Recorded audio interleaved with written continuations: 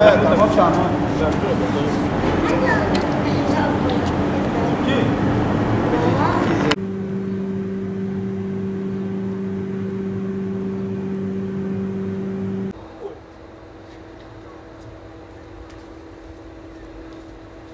Gel git, hala.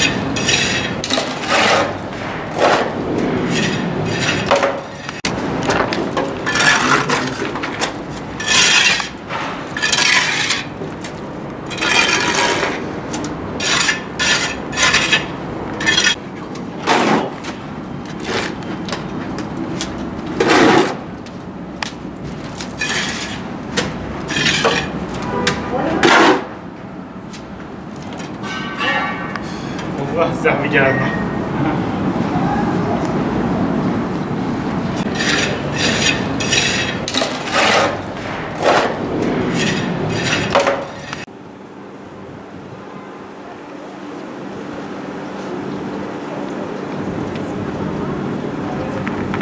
خودم جزیره شغله نم جیکه ما جزیره دنیا جی زحمه گرمه و 5 درجه جبوی رزق خو زاروک خو شغل مال خو ریب بنام شغل فیشه سواقت کن ایشات سرویس کردن و دنیا زحمه گرمه و امیدارت کن ما باش قد اشتاق دیش معنایم اواهش مده انا حال جزیره درونم جزیره ما دنیا جی خود زحمه گرمه این سقطی همه بله نشغله ولا مال فالده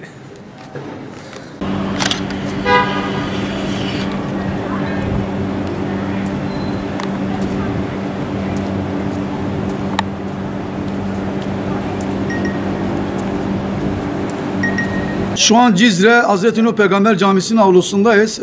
Biliyorsunuz Cizre sıcaklık derecesinde her zaman rekor kıran bir ilçe. Bugün de 50 dereceyi bulan bir sıcaklık derecesi var. Öğleyin biz dışarı çıkamıyoruz. Klimalarımız da yoğun şekilde çalışıyor. Ona rağmen serinleyemiyoruz. Gerçekten sıcaklık derecesi çok yüksek derecede. Şu an Cizre şehir merkezinde insan bulamazsınız. Gerçekten herkes şu an evine çekilmiş durumda.